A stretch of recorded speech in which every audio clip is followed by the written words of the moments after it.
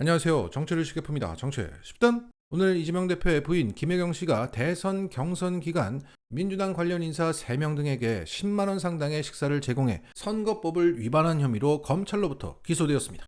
이것은 129의 압수수색 끝에 찾아낸 것이 바로 10만 원이었던 겁니다. 그리고 이것을 전하고 있는 언론들은 10만 원 상당이라고 자꾸 얘기하는데 정확한 금액은 7만 8천 원입니다. 총 식사 비용이 10만 원 좀 넘게 나왔는데 여기서 김혜경 씨는 자기 목 2만 6천 원을 계산했습니다. 더 정확히 말하면 선거 캠프 비용으로 수행 책임자 비변호사가 이것을 결제했습니다. 여기까지는 아무런 문제가 없는 거예요. 그런데 나머지 7만 8천 원을 김혜경 씨의 수행비서 쪽에서 경기도의 법카로 결제했기 때문에 선거기간 불법적인 기부 행위로 간주하고 있는 겁니다. 여기서 검찰은 7만 8천 원을 경기도 법카로 결제하는 데 있어서 김혜경 씨와 수행비서 간의 공모하에 이루어졌다고 보고 있는 것이고, 김혜경 씨 측은 그것을 관리 못한 최종 책임은 인정하나 법카로 결제한 것은 몰랐다고 주장하고 있는 겁니다. 그래서 실제 문제가 되는 것은 7만 8천 원이었던 겁니다.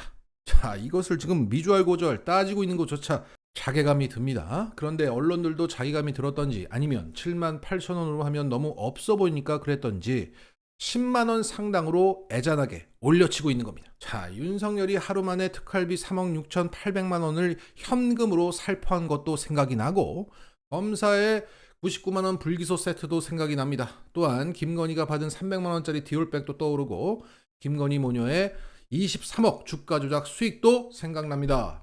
그런데 129의 압수수색 끝에 겨우 7만 8천 원. 자괴감도 들고 너무나 불공평한 상황이라 분노가 치밀어 오릅니다. 자, 그러면 검찰의 주장과 언론의 시각은 알겠고 이재명 대표의 주장을 짚어보겠습니다. 과거 김혜경 씨가 경찰 조사를 한참 받을 때인 2022년 8월 이재명 대표는 아내가 법인카드를 쓴 적이 없다, 남편으로서 한없이 미안하다 라고 말하면서 페이스북 글을 통해서 이렇게 항변했습니다. 130회가 넘는 압수수색과 방대한 수사 자료, 장기간 수사에 경찰관 여러분 고생 많으셨습니다. 제가 부하 직원을 제대로 관리 못하고 제 아내가 공무원에게 사적 도움을 받은 점은 국민께 다시 한번 깊이 사죄드립니다. 조사에서 아내가 카드를 쓴 적이 없고 카드는 배아무개 비서관이 쓴 사실이 확인됐습니다. 아내는 배 씨가 사비를 쓴 것으로 알았고 음식값을 줬다는 점도 밝혔습니다. 그 음식점에서 아내는 선거 카드로 자기 목 2만 6천 원만 냈습니다. 동석자 3인의 몫인 7만 8천 원을 배 씨와 제보자 A 씨가 아내와 수생 책임자 B 변호사에게까지 숨기며 법인카드로 결제했음을 보여주는 A 씨와 배 씨 간의 대화 녹음을 지적했는데 경찰은 이에 대해서 설명해 주지 않았습니다. 그러면서 이재명 대표는 그 제보자 A씨와 배씨 간의 대화 녹음 녹취록을 공개했습니다. 자, 참고로 이 A씨와 배씨는 모두 김혜경 씨의 수행 비서들입니다. 자, A씨가 말합니다. 카드 결제는 B 변호사 보고 하라고 해요? 아니면 제가 받아서 할까요? 그러자 배씨가 너가 B는 잘 몰라? 그거. 자, 여기서 그거라고 하는 것은 법인카드로 계산하는 것을 말하는 것이겠죠. 자, 그러니까 수행 비서 중에서도 고참인 배씨가 김혜경 씨와 B 변호사 모르게 법인카드를 사용한 사실을 알리지 않고 숨겼다는 증거입니다. 이러한 증거를 제시했음에도 경찰은 무시했고 검찰은 끝내 7만 8천 원짜리 기소를 했던 겁니다. 자, 현재 관련 기사의 네이버 댓글을 살펴봤는데 거의 100% 검찰의 기소를 조롱하고 있고 역풍이 불고 있다는 것을 확인할 수 있습니다. 김건희 300만 원 디올 파우치는 언제 기소하나요? 김혜경 포함 6명 식사 10만 원으로 기소. 이게 검사 독재다. 이재명이 얼마나 깨끗한지만 더 드러낸다. 얼마나 잡을 게 없었으면 몇 년간 법카 몇만 원으로 검찰들이 목을 매냐. 뭐 이 정도면 이재명이 청렴하다고 홍보해주는 꼴이네. 이재명이 진짜 대통령감이라는 걸 확신했네요. 감사합니다. 자, 분명히 이 7만 8천 원짜리 기소는 검찰 정권의 자살골이 될 것입니다. 다음 뉴스. 오늘 유시민 작가가 출연한 매불쇼 방송을 보면서 많은 시민들은 심리치료를 받았습니다. 그의 여러 조언들 중에서 여론조사 관련 조언도 있었습니다. 현재 양당의 공천이 진행 중이기 때문에 공천이 마무리되는 3월 초까지 여론조사를 보지 않는 것을 권했고 굳이 본다면 중도층의 여론만 보라고 조언했습니다.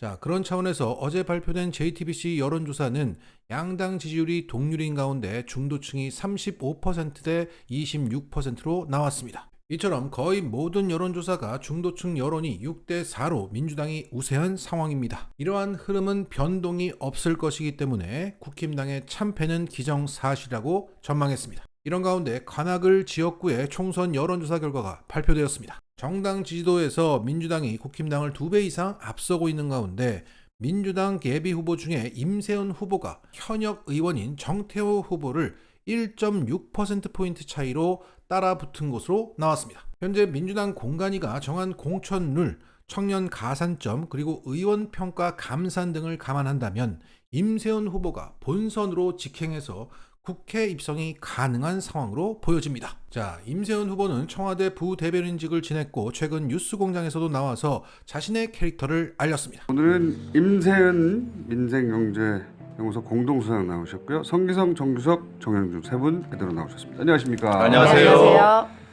자, 임세은 소장님 오랜만에 다시 한번 나오셨는데. 네, 안녕하세요. 관악의 종달새 관종 임세은입니다. 종달새 관종. 씩씩당당 임세은. 관종이라고 호를 붙이신 이유는 뭡니까? 제가 또 저희 민생경제연구소의 특징이 그러니까 말이 제잘제잘 많거든요. 그래서 제가 관악에서 뭔가를 하고 있고 있는데 그래서 이제 관악의 종달새다. 그래서 관종이다라고 이름을 붙였습니다. 또 좀 다른구나. 모두가 부러워하더라고요, 이 별명을.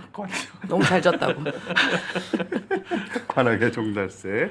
자, 우리 안진걸 소장 못지 않습니다. 임세은 소장님의 말. 그리고 최근 이경부 대변인의 공천심사 탈락 소식에 안타까워했던 시민들은 그 헛헛함을 이 임세은 후보의 선전으로 채우고 있는 것 같습니다. 관악을 임세은 예비후보의 국회 입성을 기원합니다.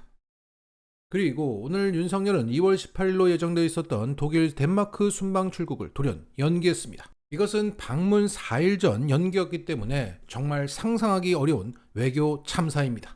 이번 독일 방문은 지난해 한독 수교 140주년 축하 행사의 연장선으로 추진된 국빈 방문이었습니다. 국빈 방문 특성상 양국 정부는 몇 달간 일정, 의제, 의전 등을 조율해 왔을 겁니다. 또한 최태원 SK 회장을 필두로 한 경제 사절단도 구성됐고 경제문화 관련된 부대 행사도 준비된 상태였습니다. 그리고 그 규모는 60명에서 70명 선이었고 이미 선발대는 보내진 상태였다고 합니다. 여기에 재계 관계자는 이렇게 말했습니다. 이번은 경제 사절단 일정만 공지되고 항공권, 숙박, 예약 등은 참가 기업인들이 직접 했다. 선발대의 역할에 실무진 2명이 독일 현지에서 일정 수년을 연락받고 귀국을 준비하고 있다. 일정을 갑자기 안내받았지만 그래도 현지 협력업체 관계자들의 얼굴을 보고 양해를 구할 수 있어서 다행이다. 정말 엉망진창입니다. 자, 여기에 대통령실에서는 국제적, 국내적인 여러 상황을 종합적으로 고려해서 수년했다.